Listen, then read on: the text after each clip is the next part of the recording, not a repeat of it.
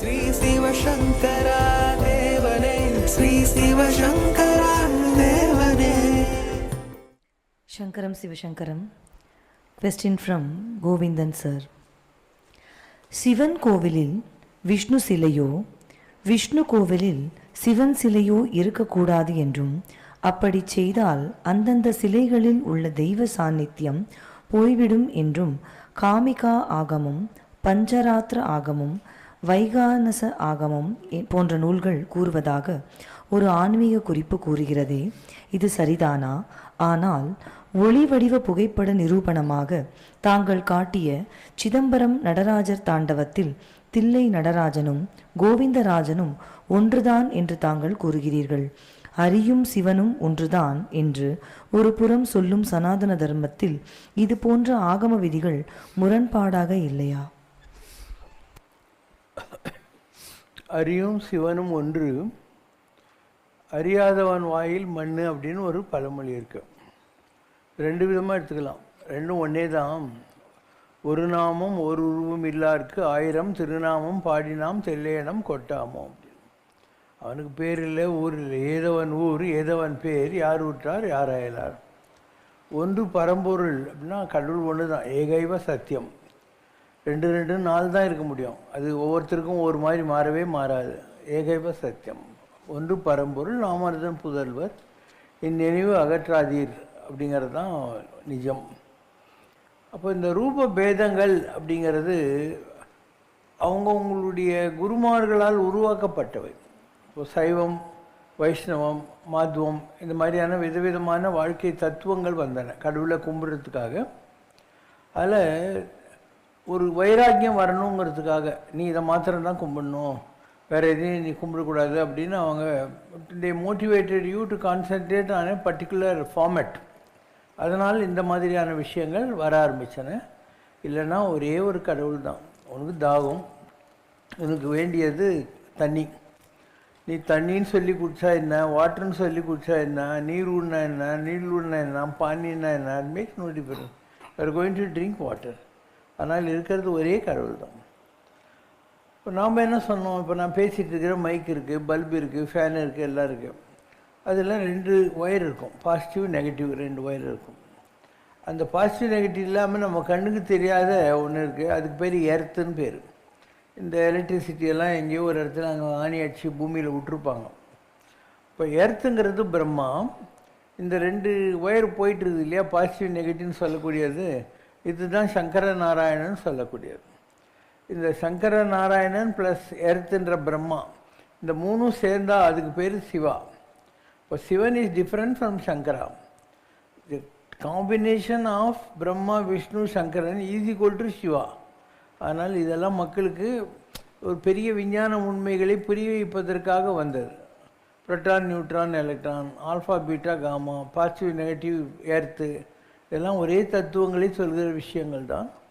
அதனால் உங்களுக்கு சில பேர் ஒரு எம்ஏ இல்லை எம்எஸ்சி முடிப்பான், இன்னும் சில பேர் 5-6 எம்ஏ படிப்பான், MA Tamil, MA economics, MA English, இந்த மாதிரி படிச்சுன்னு இருப்பான்.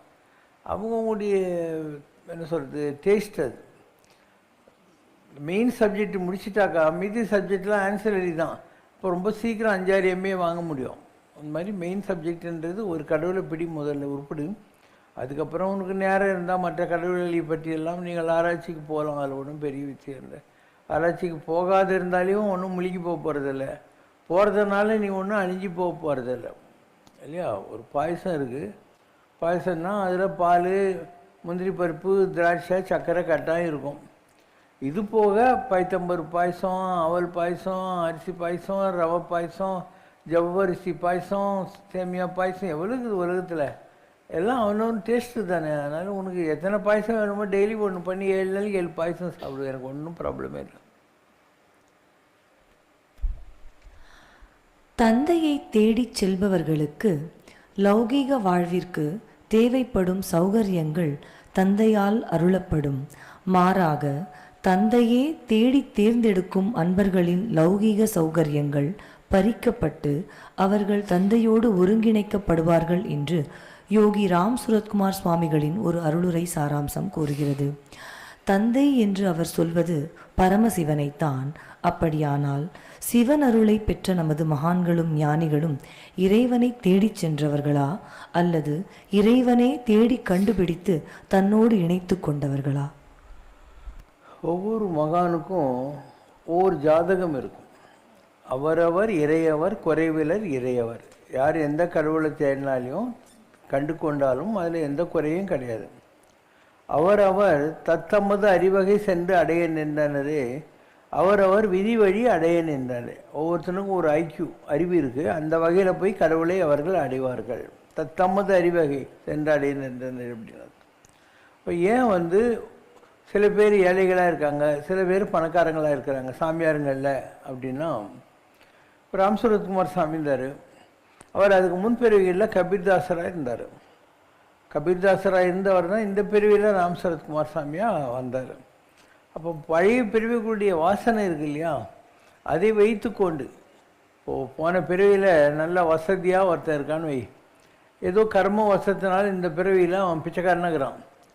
ஆனால் அந்த பிச்சைக்காரனுக்குள்ளோ பழைய ஜென்ம வாசனையாக இருக்கிற அந்த பந்தா இருக்கும். அவனுடைய நடை, உடை, பாவனை, லுக்கு எல்லாத்துலேயும் ஒரு பந்தா இருக்கும். அதே மாதிரி போன ஜென்மத்தில் பிச்சைக்காரனாக இருந்து இந்த ஜென்மத்தில் பணக்காரனாக இருக்கான்னு வை, இவங்க என்ன தான் சூட்டு கோட்டு டை கட்டினாலையும் அவன் பார்க்குற லுக்கு, அவனுடைய பேச்சு, தோரணை எல்லாம் பிச்சைக்காரன் மாதிரி தான் இருக்கும். அதனால் இதெல்லாம் வாசனையினால் தொடர்கிற விஷயம். ஒரு பெருங்காய வாசனை இருந்தால் அந்த பெருங்காயம் எடுத்த பின்னால் கூட அந்த பாத்திரத்தில் அந்த வாசனை இருக்கும். அந்த மாதிரி தான் இதெல்லாம். இப்போ ஒவ்வொருத்தருடைய ஜாதகத்துலேயும் பிளானட்ஸ் இருக்குது. யாருடைய பிளானட்ஸில் எந்த மாதிரியான வழிமுறைகள் இருக்கின்றனவோ அதுக்கு ஏற்ற மாதிரி அவங்களுடைய வாழ்க்கை அமையும். எந்த சாமியை கும்பிடணுங்கிறது இதெல்லாம் கூட டெஸ்டின்டு தான். யார் ஜாதகத்தில் சந்திரன் நல்லா இருந்தால் அவங்க சிவ பூஜை செய்வாங்க, செவ்வாய் நல்லா இருந்தால் அவங்க முருகனை கும்பிடுவாங்க, ஆஞ்சநேயரை கும்பிடுவாங்க. அந்த மாதிரி புதன் நல்லா இருந்தால் பெருமாளை கும்பிடுவாங்க, வியாழன் நல்லா இருந்தால் சாய்பாபா, ராகவேந்திரர், பெருமாள் இந்த மாதிரி கும்பிடுவாங்க. வெள்ளி நல்லா இருந்தால் அம்பாளை கும்பிடுவாங்க, சேட்டர்ன் நல்லா இருந்தால் நரசிம்மர், ஆஞ்சநேயர், பெருமாளை கும்பிடுவாங்க. சண்டே சூரியன் நல்லா இருந்தாக்கா சூரியனை கும்பிடுவாங்க. அக்பர் பாத்ஷாலாம் சூரியன் நல்லா இருந்துச்சு, அதனால் நேரடியாக மொட்டை மாடியில் போய் நின்று சூரியனை கும்பிட்டுட்டு இருந்தான். சூரியனை வழிபடுகிற ஒரு மதத்தை கூட அவன் உற்பத்தி பண்ணான், தீன் இலாஹின்னு அதுக்கு பேர். அதனால் எந்த ஜாதகத்தில் யாருக்கு என்ன பிளானட்ஸ் இருக்கோ அந்த மாதிரி தான் வாழ்க்கை அடையும். அவரவர் விதி வழி அடைகின்றன. அந்த விதி என்ன, ஏற்கனவே நீங்கள் எந்தெந்த பிரிவில் என்ன உபாசனை பண்ணியிருக்கீங்களோ, உங்களுடைய பூர்வ புண்ணியம் எவ்வளவோ அதுக்கு ஏற்ற மாதிரி உங்களுக்கு வாழ்க்கை அமையும். எல்லாருக்குமே அப்படி தான். ஒரு ஐயருக்கு ரெட்டை குழந்தை பிறந்துருச்சு. அந்த ரெட்டை குழந்தையும் பேசுகிறது இந்த ஐயர் கேட்டார். ஒரு குழந்தை நீ எதுக்கு வந்துச்சேன்னு கேட்டுச்சான். இந்த ஐயர் எனக்கு ஒரு டின் எண்ணெய் பாக்கி வச்சுருக்கான் போன ஜென்மத்தில், அதை வசூல் பண்ணுறதுக்காக வந்திருக்கிறேன்னு சொன்னான். அடுத்த குழந்தை சொல்லிச்சான், இந்த ஐயருக்கு நான் ஒரு கூட பொண்ணு பாக்கி வச்சுருக்கேன், அதுக்காக இந்த பிறவியில் வந்திருக்கேன்ட்டு. ஐயர் பார்த்தான், நம்மளும் ஏழை, எதுக்கு 2 குழந்தைய வச்சுன்னு கஷ்டப்படணுன்னு கடைக்கு போய் ஒரு டின் எண்ணெய் வாங்கியாந்து இந்த எண்ணெய் பாக்கி இருக்கிற குழந்தைக்கு ஒரு ட்ராப் விடாத ஃபுல்லாக தேய்ச்சானா, அந்த குழந்தை செத்து போச்சு. அப்போ இன்னொரு குழந்தை இருக்குது, அதுக்கு என்ன ஒரு கூட பொண்ணு அது இது பண்ணும். அதனால் அது ராஜ்யசபையில் கவிஞர் ஆகிட்டு பொண்டாட்டிக்கிட்டு சொல்லி வச்சுருக்கான், அந்த பையன் உனக்கு எது கொடுத்தாலும் நீ கை நீட்டி வாங்கிடக்கூடாதுன்னு சொல்லி வச்சுருக்கான் சின்ன வயசுலேருந்தே. அவன் ஒரு கூட பொண்ணு பாக்கி வச்சுருக்கான் இந்த ஐயர் குடும்பத்துக்கு. அதனால் ராஜ்யசபையில் இவனுக்கு ஒரு கூட பொண்ணு கொடுத்து யானை மேலே உட்கார வச்சு அனுப்புகிறாங்க. இவன் யானை மேலே வந்திருக்கேன்னு காட்டுறதுக்காக யானையிலேருந்து கொபுக்குன்னு போய் குதிச்சு அம்மா கிட்டே வா நான் யானை மேலே வந்துக்கிறேன் பாருமா அப்படின்னு சொல்கிறதுக்காக போகிறான். இந்த அப்பங்காரன் சும்மா இல்லாமல் அதை விட்டு போயிட்டான் கூட நினச்சிட்டு அதை எடுத்து இதை விட்டுட்டியாடா குதிரை மேலே யானை மேலேன்னா அவன் அங்கே செத்துக்கிட்டான். ஏன்னா அந்த பாக்கிட்டான். அதனால் உலகத்தில் எல்லாமே கொடுக்கல் வாங்கல் தான். இவன் நல்லது கெட்டது கூட கொடுக்கல் வாங்கல் தான். தீதும் நன்றும் பிறர் தர வாரா அப்படின்னா கெட்டது நல்லது ரெண்டு யாரும் கொடுத்து வர்றதில்லை. நம்ம என்ன பண்ணியிருக்கோமோ அதுக்கேற்ற மாதிரி தான் நமக்கு வாழ்க்கையில் எல்லாமே திரும்பி வரும் அப்படின்னு. இப்போ நிறைய மகான்கள் நீங்கள் பார்த்தீங்கன்னாக்கா நல்ல தவம் இருக்கும், ஆனால் வசதிகள் இல்லாமல் எங்கேயோ பிளாட்ஃபாரத்தில் கிடப்பாங்க, எங்கேயோ மரத்தில் கிடப்பாங்க, இல்லை டொக்கு ஆசிரமங்களில் எங்கேயாவது உட்காந்துக்கிட்டு இருப்பாங்க. சில மகான்கள் இருக்காங்க, அவங்களுக்கு நல்ல பூர்வ புண்ணியம் இருக்கும்.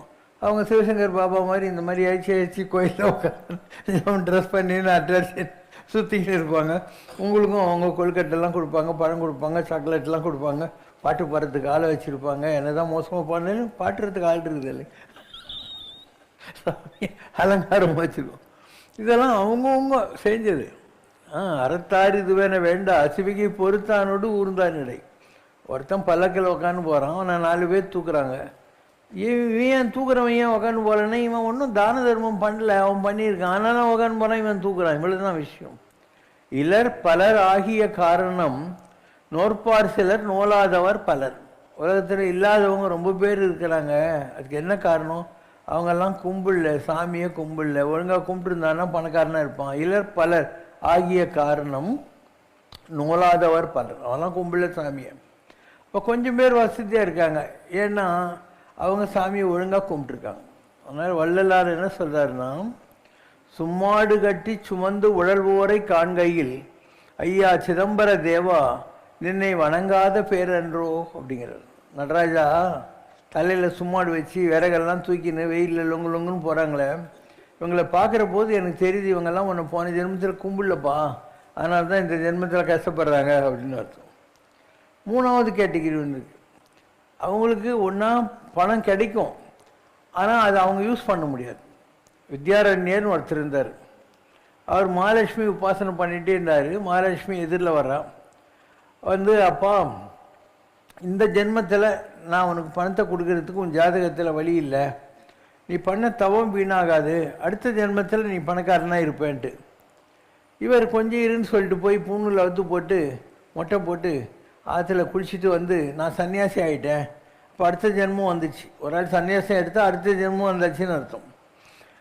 அதனால் இப்போ கொடுன்னு அந்த மாதிரி சிரிச்சுக்கிட்டே அப்படியே தங்க மலையை கொட்டுது. இவர் தலைமையில் கேச்சு உட்காந்துக்கிறார்.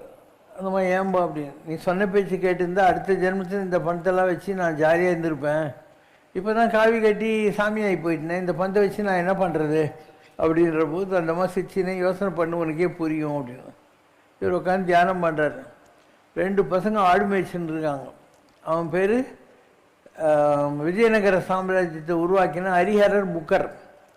இவர் அவங்கள தேடி மகாலட்சுமி கிட்ட தனக்கு தவத்தில் கிடைச்ச பணத்தெல்லாம் அவங்களுக்கு கொடுத்து அவங்கள வச்சு விஜயநகர சாம்ராஜ்யத்தை உருவாக்கி, அவர் தான் வந்து ஆந்திரா விஜயநகரம் இல்லை, கர்நாடகாவில் இருக்கிற விஜயநகரம், ஹம்பியெல்லாம் இருக்கு இல்லையா, அதெல்லாம் அவங்க தான் திருப்பணி பண்ணது.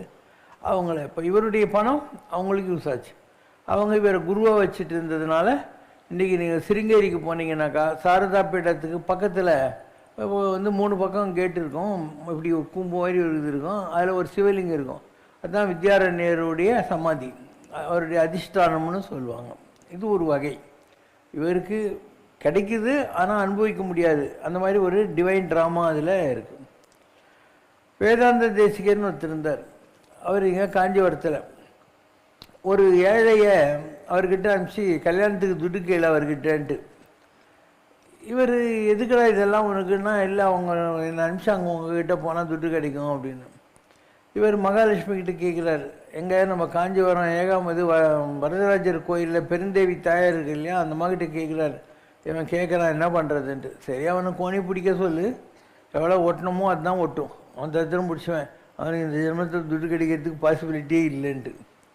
சரின்னு இவர் அங்கே பாடுறார். இன்றைக்கி அந்த செவத்தில் எழுதி வச்சுருப்பாங்க இன்றைக்கி வேதாந்தேசிகர் பாடிய பாடல்கள்னு சொல்லிட்டு.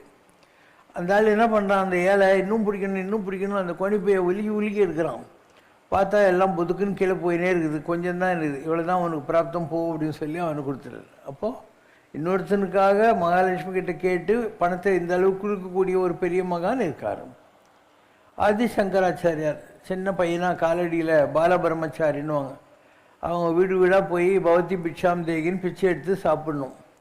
அப்படி போகிற போது ஒரு ஏழை பிராமண பொம்பளை வீட்டில் ஒன்றுமே இல்லை, இங்கே ஓடுறான் இங்கே ஓடுறான் ஏதாவது இருந்தால் தானே. அதனால் ஒரு இது இல்லையா நெல்லிக்காய், அந்த நெல்லிக்காவை கொண்டாந்து அவள் போட்டுட்டு வெக்கமாக நிற்கிறான்.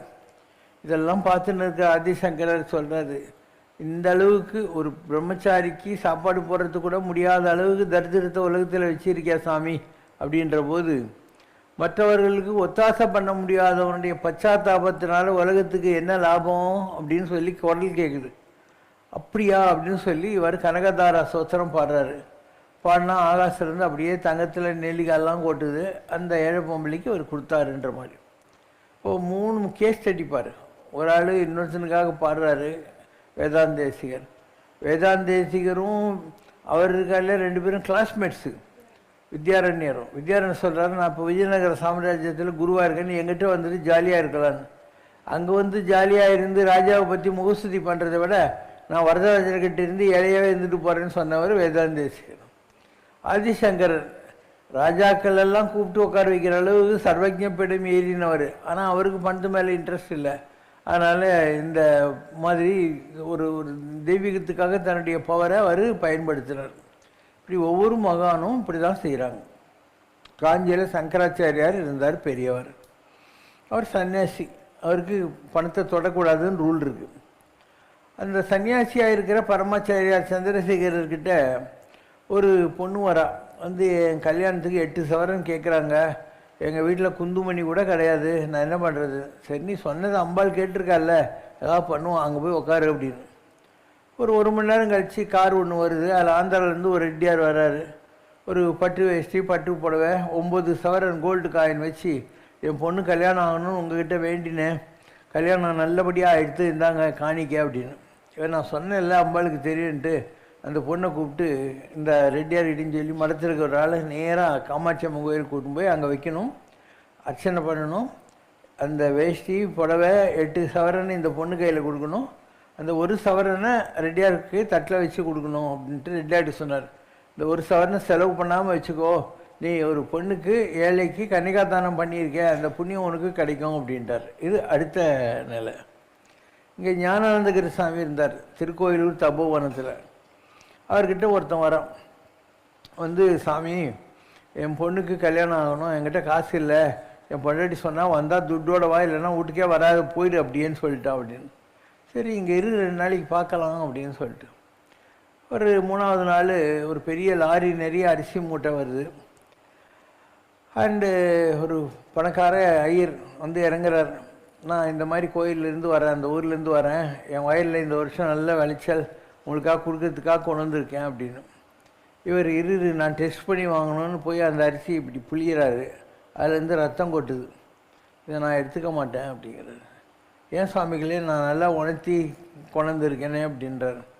அவர் சொல்கிறார், இது அங்கே ஒருத்தருக்கான் பார், 3 நாளாக அவனை கூப்பிட்டு இவனை தெரியறதா, இவங்கப்பா பெரிய வேத விற்பனர் கனபாடிகள், இவரை வந்து நீங்கள் வீட்டில் ஏதோ இந்த கருமாந்திரம் புண்ணியவாஜனம் பண்ணுறதுக்கு கூப்பிட்டீங்க, அவர் இதெல்லாம் நான் பண்ணக்கூடாதுன்னு காஞ்சி சங்கராச்சாரியார் சொல்லியிருக்கார். நான் ஒன்லி யாகம் ஹோமம் தான் பண்ணணும், இந்த புண்ணியவாஜனம் இதெல்லாம் பண்ணக்கூடாதுன்னு சொல்லியிருக்கார். அதனால் அவருக்கு கொடுத்து இந்த லேண்டெல்லாம் பிடுங்கிட்டீங்க, அந்த குடும்பம் ஏழையாக போச்சு.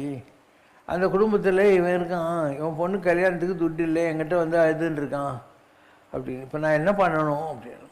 என்னத்தை சொல்ல, இந்த பொண்ணுக்கு, அவனுடைய பொண்ணுக்கு நீயே கல்யாணம் பண்ணி வை, அவங்கக்கிட்ட நீ பிடிங்கினா எல்லா லேண்டையும் அவங்களுக்கு திரும்பி கொடு, அதுதான் அதுக்கு பரிகாரம், அப்போ நான் நீ கொடுக்குற நெல்லை வாங்கிக்கிறேங்கிறார். இது இன்னொரு வெரைட்டி. காஞ்சி பெரியவர் உட்காண்டிருக்கார். அப்போது ஒரு ஆள் வரான், ஒரு பெரிய பண்ணையார் வந்துட்டு, நான் இந்த கோயிலில் திருவிடை மருதூர் மகாலிங்கேஸ்வரர் கோயிலில் பெரிய ஏகாதச ருத்ர யாகம் பண்ணினேன், அந்த பிரசாதம் கொண்டு வந்திருக்கேன்ட்டு. ஒரு தொட்டு ஷாக்கான மாதிரி ஆகிறது. உடனே இப்படின்னு கண்ண முடின்னு உட்காந்துக்கிறார். அப்போ வேறு ஒரு 4 பிராமணர்கள் வர்றாங்க. நாங்கள் திருவிடைமருதூர் கோயிலேருந்து வர்றோம், ஒருத்தர் ஏகாதச ருத்ர யாகம் பண்ணினா அந்த பிரசாதம் கொண்டு வந்திருக்கோம் அப்படின்னு. அப்போ அவங்க சொல்கிறாங்க, இதோ இவன் தான் அப்படின்னு, எனக்கு தெரியும் அப்படின்னு சொல்லிட்டு அவங்க கொண்டு வந்ததுலேருந்து ஒரு விபூதி எடுத்து வச்சுக்கிறார். இப்போ இவன் கேட்குறான், ஏதோ தப்பு நடந்தது போல் இருக்கேன்னு. இப்போ ஒன்றுமே தெரியாத மாதிரி பரமாச்சாரியர் கேட்குறார், நிறைய பேர் கூப்பிட்டுருந்தியா பிராமணர்களை? ஆமாம். அதில் ஒரு 80 வயசான ஒரு பெரிய பிராமணன் இருந்திருப்பான். இவன் கிழவன், பல்லு போச்சு சொல்லு போச்சு, இவனுக்கு எதுக்குன்னு அவனுக்கு சம்பாவனை கம்மியாக கொடுத்தியா? ஆமாம். பந்தியில் எல்லாருக்கும் போடுற போது அவன் 2வது தடவை சக்கரை பொங்கல் கேட்டான், நீ இந்த கிளத்துக்கு எதுக்குன்ட்டு அவனை இன்சல்ட் பண்ணினியா? ஆமாம், நேரில் பார்த்த மாதிரி சொல்கிறேடான்றான். அந்த பிராமணன் என்ன தெரியுமா பண்ணான், நேராக மகாலிங்கேஸ்வரர்கிட்ட போய், இனிமேல் என் ஜென்மத்தில் நான் இதெல்லாம் தொடமாட்டேன், ஒரு பிராமணனுக்கு இந்த மாதிரி நாக்கில் ருச்சி வந்து சபலம் தானேன்னு சொல்லிட்டு போயிட்டான் அப்படின்னு. சரி, நான் இப்போ என்ன பண்ணணும்னு கேட்குறான். நான் என்ன சொல்கிறது, உனக்கு பிராப்தம் இருந்தால் போய் பாருன்னு. இவர் போய் பார்த்தாக்கா அந்த பிராமணன் இறந்து போயிருக்கான், வீட்டில் தோரணம் கட்டிட்டாங்க, முடிஞ்சு போச்சு, அரிநாம் சங்கீர்த்தனம் ஓடினுது. அந்த மிராஸ்தார் பரம ஏழையாகி தத்திரம் முடிச்சு இறந்து போயிட்டான். இப்போ இதில் எல்லாத்திலையும் காரண காரியங்கள் இருக்குது. உலகத்தில் நாம் எல்லோரும் கடவுள்கிட்ட ஒரு கருவி தான்.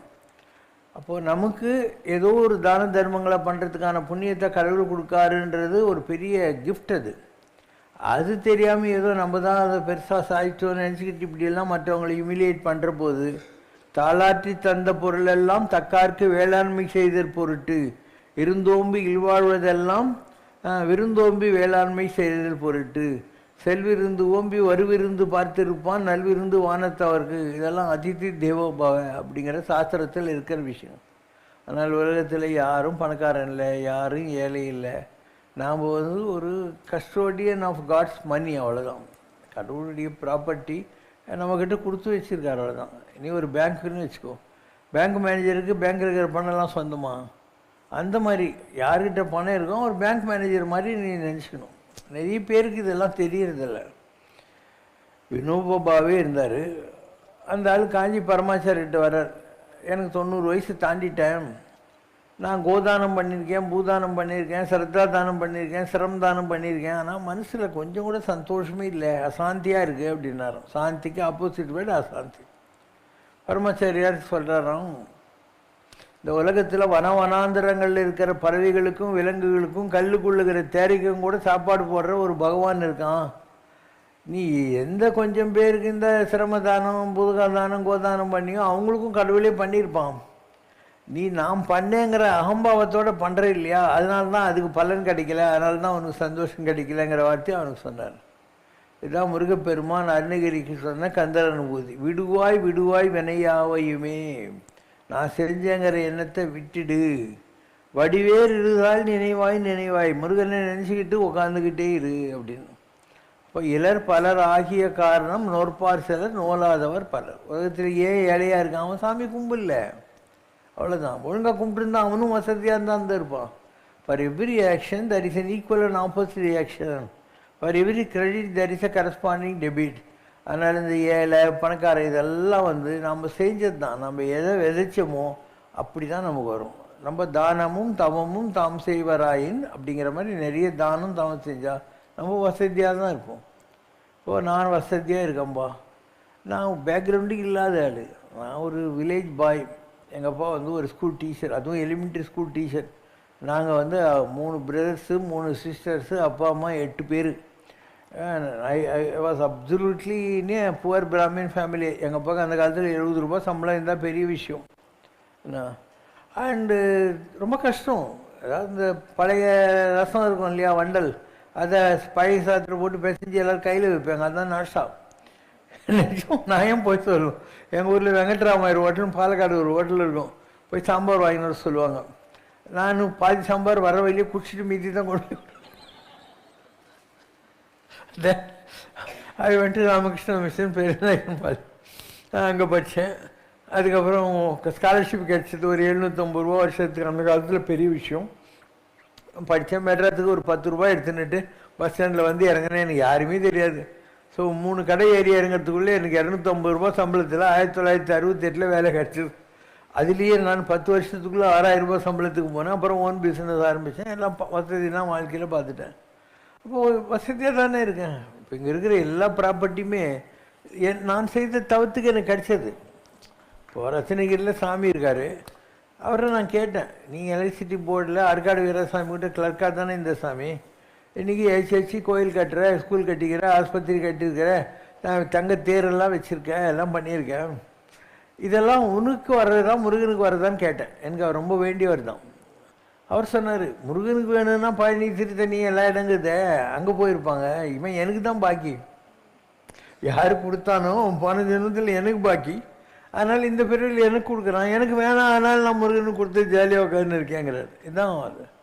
ஸோ இன்றைக்கி சிவசங்கர் பாபா நல்லா இருக்காருன்னா ஜாதகம் அந்த மாதிரி இருக்குது. என் ஜாதகத்தில் 10வது வீட்டில் குரு சுக்கரன் 10ல் இருந்தால் என்ன, தேவகுருவும் அசுரகுருவும் 2 பேரும் நிறைய தான தர்மம் பண்ணுறா, நாங்கள் உனக்கு பணம் கொடுக்குறோன்னு போட்டி போட்டுன்னு உட்காந்துருக்காங்க. என்னுடைய பூர்வ புண்ணிய ஸ்தானம் இருக்குது இல்லையா, அதில் 4 கிரகம் இருக்குது, சூரியன், சந்திரன், செவ்வாய், புதன், சண்டே, மண்டே, டியூஸ்டே, வெனஸ்டே. இப்போ நான் பணக்காரனாக தான் இருப்பேன், ஏழையாக இருக்கிறதுக்கு வாய்ப்பே கிடையாது, ஜாலியாக தான் இருப்பேன். பட் இன்ட்ரெஸ்ட் இருக்காது.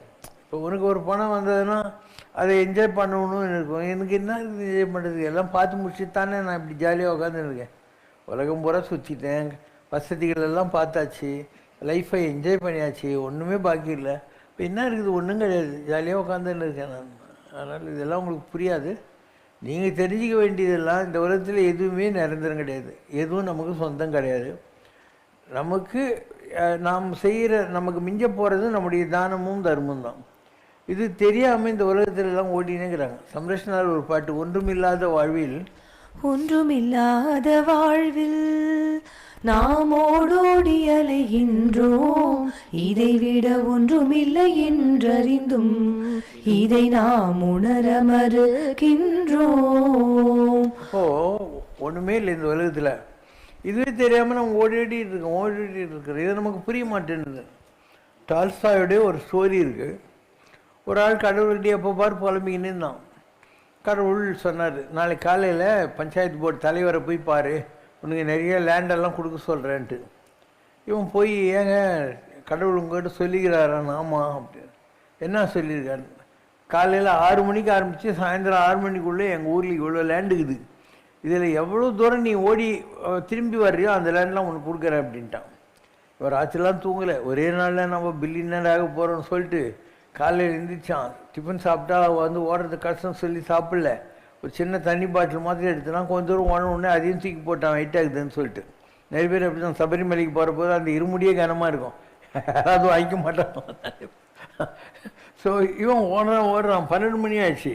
சரி இன்னும் கொஞ்சம் ஓடி பார்க்கலான்னு 1 மணி வரைக்கும் ஓடி 6லேருந்து 1 மணிக்கு ஓடினதை 5 மணி நேரத்தில் திருப்பி ரிட்டர்ன் ஆகுறான். வேகமாக ஓடி வந்து மூச்சரைக்க அந்த வெண்டிங் போஸ்ட் கிட்ட வந்து விழுந்து செத்து போயிட்டான். அப்போ எல்லாரும் சிரித்தாங்களாம், இவனுக்கு வேண்டியது 6 அடி நிலம், இது தெரியாமல் இவன் பாரு மாஞ்சி மாஞ்சி ஒன்றாங்கிற மாதிரி. அதனால் யாராக இருந்தாலையும் 6 அடி நிலம் தான் தேவை இல்லையா? முடி சார்ந்த முடிவில் ஒரு பிடி சாம்பார் ஆவர். எவ்வளோ பெரிய ஆளாக இருந்தாலையும் அவன் ஒரு பிடி சாம்பல் தான். இல்லை ஏழை எங்கே வந்தது பணக்காரங்க.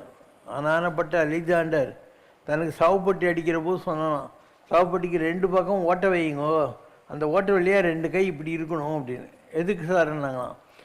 அலெக்சாண்டர் த கிரேட் கூட போகிற போது ஒன்றும் கொண்டு போகல, எம்டி ஹேண்ட்ஸ் தான்றது என் கை வச்சு எல்லோரும் தெரிஞ்சுக்கணும் நானும் இல்லையா? அதனால் வாழ்க்கை என்பது எதையும் யாரும் எடுத்துன்னு போக முடியாது. வீடு வரை உறவு, வீதி வரை மனைவி, காடு வரை பிள்ளை, கடைசி வரை யாரும் இல்லை. நிறைய சினிமாவில் பாட்டுக்குது. சினிமாஜி வந்து ரொம்ப சோகமாக இப்படிலாம் பாடிக்கினே போவார், சுடுகாடெல்லாம் காட்டுவாங்க. ஓஹோ போனால் போகட்டும் போடா, இந்த பூமியில் நிலையாய் வாழ்ந்தவர் யாரடா, போனால் போகட்டும் போடா.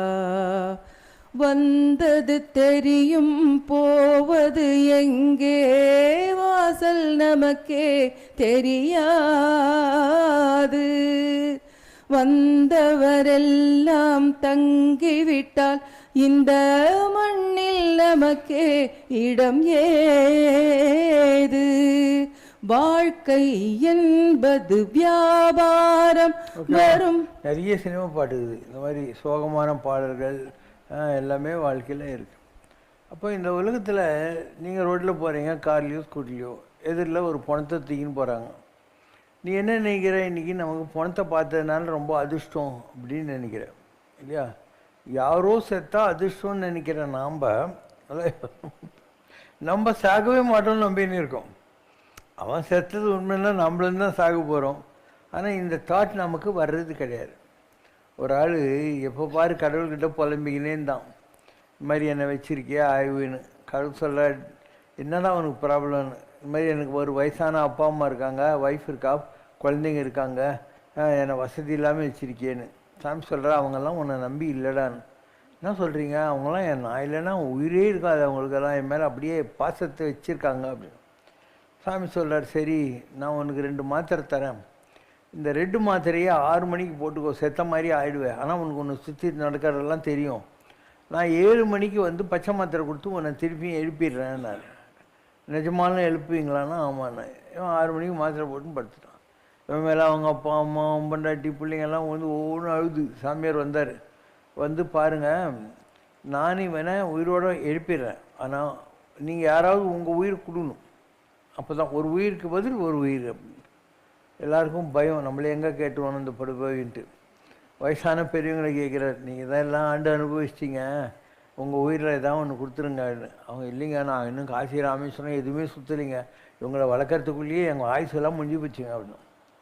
அதுக்கப்புறம் இந்த குழந்தைங்களை கேட்டார், உங்கள் அம்மா வந்து இருக்கட்டும், பெரியவங்களை பார்த்துக்கிட்டு நீங்கள் தான் சின்ன பசங்க போயிடுங்கடா அப்படின்னு. இல்லை அங்கே நான் என்ன போனதா இருக்கட்டும், நான் எங்கள் அம்மா பார்த்துக்கொண்டு. ஒய்ஃபுக்கு பக்குன்னு இருக்குது, இப்போ நம்ம சான்ஸ் என்ன பண்ணுறதுன்ட்டு. அவள் கேட்டாராம், அப்பா why the cat is out of the bag சொன்னாலாம்.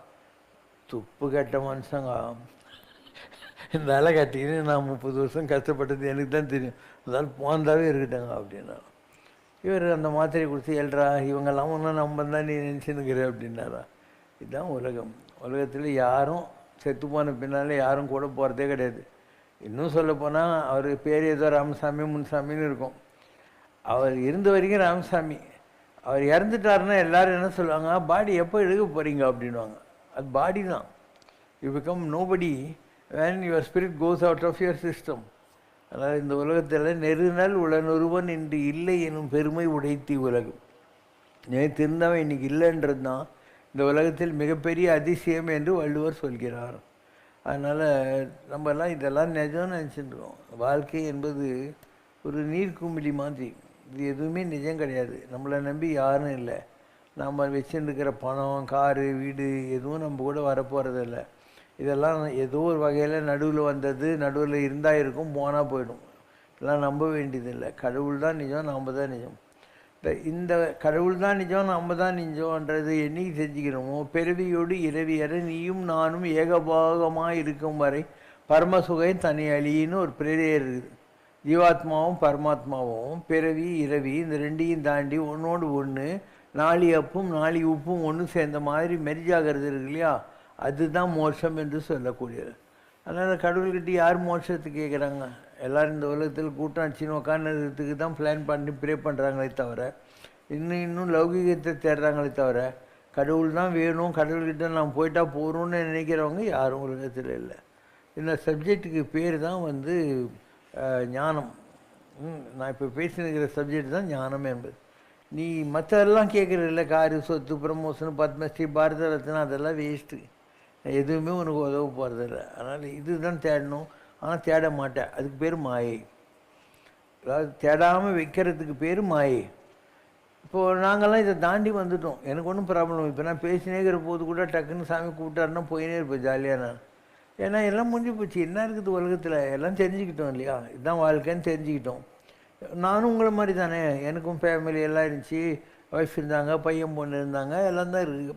பட் நான் தப்பிச்சிட்டேன் பார்த்தியா, உன்னால் முடியல இல்லையா. என்றைக்கு உன்னால் முடியுமோ நீ ஞானி ஆகிட்ட. என்றைக்கு உன்னால் முடியல, இன்னும் ஈர்த்துன்னு உட்காந்துன்னு இருக்கிறியோ, அப்போ நீ அஜ்ஞானியாக தான் இருக்கேன்னு அர்த்தம். சிகாகோ பல்கலைக்கழகத்தில் மொழியியல் பேராசிரியராக பணியாற்றிய திரு ஏ.கே. ராமானுஜன் தமிழ் மற்றும் திராவிட மொழிகளில் ஆழ்ந்த புலமை பெற்றவர். சாகித்ய அகாடமி மற்றும் பத்மஸ்ரீ விருதுகளை பெற்ற ஒரு மொழியறிஞர். அவர் நமது நாட்டின் இராமாயணம் கிட்டத்தட்ட 300 மொழிகளில் எழுதப்பட்டிருப்பதாகவும், அதில் கேரளாவில் உள்ள மலபார் இஸ்லாமியர்கள் மாப்பிள்ளை ராமாயணம் என்ற ஒன்றை தங்களுக்காக தனியே உருவாக்கி ஷாரியத் லா என்ற அல்லாவின் சட்டத்தை அதன் மூலம் மக்களுக்கு கொண்டு சென்றதாகவும் குறிப்பிடுகிறார். அது தவிர மலேசிய இஸ்லாமியர்கள் ஹிகாயத் செரி ராமா என்ற பெயரிலும், இது தவிர பிலிப்பைன்ஸ், தாய்லாந்து, இந்தோனேஷியா, லாவோஸ் போன்ற இஸ்லாம் மற்றும் புத்த நாடுகளும் கூட இராமாயணத்தை தங்கள் மத நம்பிக்கையை மக்களுக்கு எடுத்துச் செல்ல பயன்படுத்தி இருக்கின்றன என்றும் அவர் கூறுகிறார். அப்படியானால் இராமாயணம் என்ற நமது மாபெரும் காவியம் நாடுகள், மதங்கள் கடந்த ஒரு மத நல்லிணக்க நூல் என்று எடுத்துக்கொள்ளலாமா? அந்த காலத்தில் டிவி கிடையாது, ரேடியோ கிடையாது, வரலாறு கிடையாது, ஒன்றும் கிடையாது. எல்லா விஷயங்களும் இந்த யாத்திரிகர்கள் இருக்கிறனால பாய்யான், இவான், ஸ்வாங் இந்த மாதிரி ஆட்கள் ஊர் விட்டு ஊர் போவாங்கல்ல, யாரோ கொஞ்சம் பேர் தான் போவாங்க. அவங்க அந்த ஊரில் போயிட்டு இருக்கிறது இங்கே வந்து சொல்லுவாங்க, இங்கே இருக்கிறது அந்த ஊரில் போய் சொல்லுவாங்க. அந்த மாதிரி இதெல்லாம் கர்ண பரம்பரை. கர்ணம்னா காது, காது வழியாக கேட்டு கேட்டு வந்த கதைங்க இதெல்லாம். அப்படி ராமாயணம் இருக்குன்னா, மகாபாரதம் இருக்குன்னா, இதே மாதிரி உலகத்தில் மற்ற நாடுகள்லையும் இருக்குது. நம்மளது ரொம்ப பழசு, ஆனால் அதே மாதிரி ரோமில் இருக்குது. ரோமில் இலியாட் இந்த மாதிரியான கதைகள் எல்லாம் இருக்குது. இன்னும் ஷேக்ஸ்பியர் 16ஆம் நூற்றாண்டு எழுதின பல கதைகள் நாடக வடிவத்தில் இருக்குது. இது எல்லாமே முதல்ல ஒரு ட்ராமா எழுதுவாங்க. இப்போ ராமாயணம் இருக்குன்னா, ரத்னாகரன் ஒரு கொள்ளக்காரன் இருந்தான்.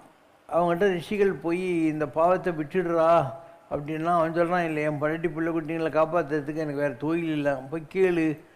அவன் போய் கேட்ட உடனே அவங்க சொல்கிறாங்க, நீ சோறு போன எங்களுக்கு உன் டியூட்டி, இந்த பாவத்தை நாங்கள் வாங்க மாட்டோன்றாங்க. அவன் வந்து இப்போ நான் என்ன பண்ணுறது, பாவத்தை அவங்க வாங்க மாட்டேன்றாங்கன்ட்டு. அப்போ அவங்க சொல்கிறாங்க, ராமான்னு சொல்கிறா அப்படிங்கிறான். இவனுக்கு ராமா வரல. எதிரில் இருக்கிற ஒரு ட்ரீயை காட்டி இது என்னன்னா மரம் அப்படின்னா சொல்கிறான்றாங்க. இவன் மரம் மரம் மரம் மராம ராம ராம ராம ராமாய் போயிட்டு அப்படியே தலைமையில புத்து மொழிச்சு. அப்போ ரத்னாகரனாக இருந்தவன் தலைமையில புத்து மொழிச்சது இல்லையா, புத்துக்கு வான்மீகம்னு பேர். அதனால அவன் தான் வால்மீகி ரிஷியானவன். அவன் அந்த புத்துலேருந்து வெளியே வந்த உடனே 2 பறவைகள் இருக்கு இல்லையா, அதுக்கு அன்றில் பறவைகள்னு பேர். அந்த அன்றில் பறவைகளுடைய சோகத்தை பார்த்த உடனே இவனுக்கு பீரிட்டு எழுகிறது. ஒரு ஹஸ்பண்ட் ஒய்ஃப் இல்லை காதலன் காதலி பிரிஞ்ச போது ஜீன் சினிமாவில் வரும், 2 அன்றில் பறவை உண்டல்லோ. அன்றில் பறவை இரட்டை பிறவி, ஒன்றில் ஒன்றாய் வாழும் பிறவி, பிரியாதே விட்டு பிரியாதே. அதே மாதிரி தான் அந்த அன்றில் பறவைகளுடைய பிரிவுது இவனை பாதிக்குது. அப்போ அவன் எழுதினது தான் இந்த ராமாயண காவியம். முதல்ல ஒரு ட்ராமா எழுதுவாங்க, அதுக்கப்புறம் தான் அதில் யார் நடிக்கணும் என்ன ஏதுன்றதெல்லாம் ரெடி பண்ணுவாங்க. அது மாதிரி ராமாயணம் என்பது அன்றில் பறவையுடைய சோகத்தினால ரத்னாகரனாக இருந்து வால்மீகி ரிஷியாக மாறினவன் எழுதிய மகாகாவியம். அதே மாதிரி இப்போ மகாபாரதம்ங்கிறோம். இவங்கெல்லாம் சின்ன ஆட்கள், அதாவது 56 தேச ராஜா தான் இருந்தாங்கன்றாங்க. சின்ன சின்ன ராஜாக்கள். இப்போ உடுப்பியில் ஒரு ராஜா இருந்திருப்பான். அவன் மகாபாரத குருஷேத்திர யுத்தத்தில் 2% செஞ்சிலுவை சங்கம் மாதிரி, நான் இவங்க 2 பேருக்கும் சமைச்சு போடுற வேலை செய்கிறேன், நான் வந்து யுத்தத்தில் பங்கு கொள்ள மாட்டேன் அப்படின்னா. அவங்கள்ட்ட எல்லாமே 1 டே கிரிக்கெட் மேட்ச் மாதிரி, காத்தால 6 மணிக்கு சண்டை போட ஆரம்பிப்பாங்க, 6 மணிக்கு அசமனமான சண்டை நிப்பாட்டுவாங்க, எல்லாம் பங்காளிங்க. அதனால் உட்காந்து அட்டடிச்சின்னு இருப்பாங்க. யுத்தங்களே இப்படி தான் நடந்தது அந்த காலத்துல எல்லாம். ஸோ நீங்கள் பார்க்குற இந்த 56 தேச ராஜாக்கள்ன்றவங்கள எல்லாம் சின்ன ஆளுங்க தான் இருந்தாங்க. சேர சோழ பாண்டியர்கள் இருந்தாங்க, உடுப்பி ராஜா இந்த மாதிரி இருந்தான். அங்க தேசம், வங்க தேசம், மத்திய தேசம்ன்றது என்ன, வங்க தேசம்னா பெங்காலு, அங்க தேசம்னா கலிங்க, இது கலிங்க தேசம்னு சொல்கிறது. மத்திய தேசம்னா மத்திய பிரதேஷ். காந்தாஹார், காந்தாரி வந்தா இல்லையா, அது ஆப்கானிஸ்தானு. சல்லியன்னு ஒருத்தன் வந்தா இல்லையா, அது ஈரானு. ஜராசந்தன் ஒருத்தன் வந்தா இல்லையா, கிரேக்கு. ஸோ 56 தேசத்துலேருந்து தான் வந்தாங்க ஜனங்கள்லாம். அந்த யுத்தம்ங்கிறது ஒரு ஷார்ட்டாக ஒரு 18 நாளுக்குள்ளே நடந்து முடிஞ்ச ஒரு யுத்தம். இப்படி ஒவ்வொன்றுமே சின்ன சின்ன விஷயங்கள் தான். இப்போ இந்தியாவுக்கு சுதந்திரம் கிடைக்கிற போது பாரதி என்ன சொன்னான், 30 கோடி முகமுடையாள் அப்படின்னா. இந்தியாவுடைய பாப்புலேஷன் எவ்வளோ இருந்துச்சு, 30 கோடி. இன்றைக்கி நம்ம 140 கோடி. உலகத்திலேயே சைனாவை கூட அடிச்சுட்டு நம்ம மேலே வந்துட்டோம் இல்லையா. Question from கல்யாண கிருஷ்ணன் ரவிசங்கர். பெண்களின் சபரிமலை என்று அழைக்கப்படுகிற ஆற்றுக்கால் பகவதி கோயில் உலக புகழ்பெற்ற இந்து மத கோயில். கேரளா பக்தர்கள் ஆட்டுக்காலம்மா என்று அன்பாக அழைக்கும் பத்ரகாளி தேவிக்கு அர்ப்பணிக்கப்பட்டுள்ளது. இந்த கோவில் பற்றி விளக்கவும். இப்போ தான் மீனா பசுபதி அவங்க போனாங்க, பயங்கரமாக கூட்டம் இருக்குதுன்னு கோயிலுக்குள்ளேயே போகாமல் வெளியில் வந்துட்டேன். அது ஆட்டுக்கால் பகவதி இல்லை, அந்த ஊருக்கு பேர் அட்டிங்கல், ATTANGL, அட்டிங்கல். அதனால் அந்த ஊரில் இருக்கிற ஒரு பகவதி கோயில். அது யாருடைய கோயில், கண்ணகியோட கோயில். கண்ணகி மாசாத்துவானுக்கு பிறந்தா சோழ நாட்டில். அதுக்கப்புறம் நீதி கேட்டு பாண்டிய நாட்டுக்கு போய் தேராமன்னா அப்படின்னு சொல்லி சிலம்பு வீசி ஆரியப்படை கடந்த நெடுஞ்செழியன் இருக்கான்ல ராஜா, கோப்பெருந்தேவி என்னுடைய ஹஸ்பண்ட், அவனை வந்து நானும் கல்வேன் நானே அரசுன்னு அவன் செத்துப்பிட்டான். அதுக்கப்புறம் அந்த அம்மா கோவமாக கேரளாவுக்கு போச்சு, சேர நாட்டுக்கு போச்சு. அப்போ சோழ நாட்டில் பிறந்து பாண்டிய நாட்டில் நீதி கேட்டுட்டு அவள் வந்து கேரளாவுக்கு போனான். அதனால் கேரளாவில் இருக்கிறவங்க கண்ணகியை தங்களுக்கு தெய்வமாக வழிபடுறாங்க, அவ்வளோதான். அதனால் அந்த ஆட்டுக்கால் பகவதிங்கிறது கண்ணகி தான். சமானம் எவரோ சங்கரா உமக்கு சமானம் எவரோ சங்கரா சதா என் உயர்வில் அவா உருவதில் சமானம் எவரோ சங்கரா ஊதார குணத்தில் உண்மையில் நேர்மையில் உயிர்களுக்கு ஆனந்தம் ஊட்டி மகிழ்வதில் சமானம் எவரோ சங்கரா.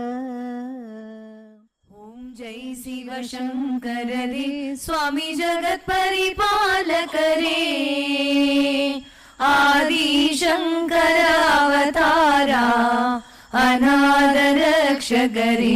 ஓம் ஜெய் சிவசங்கரரே.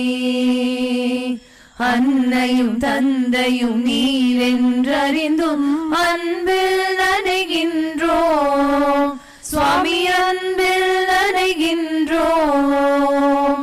ஆசானும் இறையாகிய தேவா நின்னடி பணிகின்றோம். ஓம் ஜெய் சிவசங்கரரே.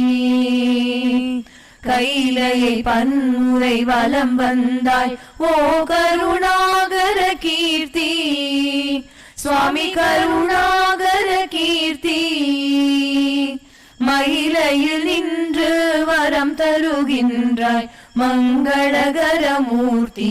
ஓம் ஜெய் சிவசங்கரரே. ஆனந்த சாகரம் தனிலம்மையாழ்த்தும் அற்புத அருள் ஜோதி சுவாமி, அற்புத அருள் ஜோதி. ஆரத்தி செய்து பாடி மகிழ்ந்தோம் அருள்வாய் பரஞ்சோதி. ஓம் ஜெய் சிவசங்கரரே. நாராயண நாராயண ஓம் சத்யநாராயண நாராயண நாராயண ஓம் நாராயண நாராயண ஓம் சத்யநாராயண நாராயண ஓம் சத்யநாராயண நாராயண ஓம். ஓம் ஜெய் சிவசங்கரரே. சர்வமும் சிவசங்கரம் சத்தியம் சிவசங்கரம் சாஸ்வதம் சிவசங்கரம் சங்கரம் சிவசங்கரம். சிவசங்கர பாஹி மாம் சிவசங்கர ரக்ஷ மாம்.